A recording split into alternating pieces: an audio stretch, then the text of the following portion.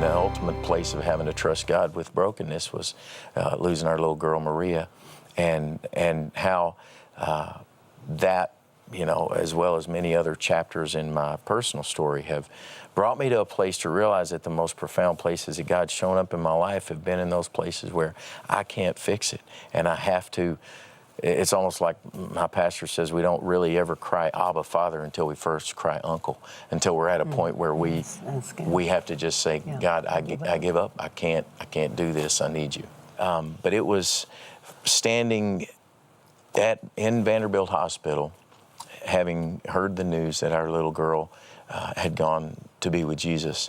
And I had never really shared this, and I share in detail in the book of that experience of standing in the most, the darkest place I would have never even imagined standing, with my wife with me, determined to pray until my little girl started breathing again. That's what I went in.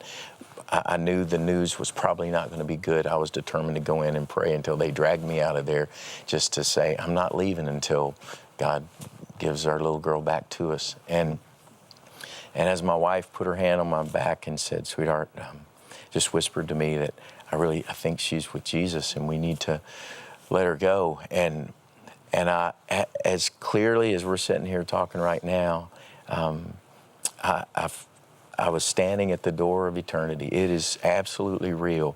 And I even spoke to all the doctors, and I not because I felt like it was a moment for me to make a statement or be, you know, a strong Christian. It was the first thing that came out of me was just, you know, you stand here often as doctors and surgeons and people who experience this, and I hope you don't miss the reality of where you're standing. We're standing at the threshold, the door of heaven, eternity. It's what we were all made for.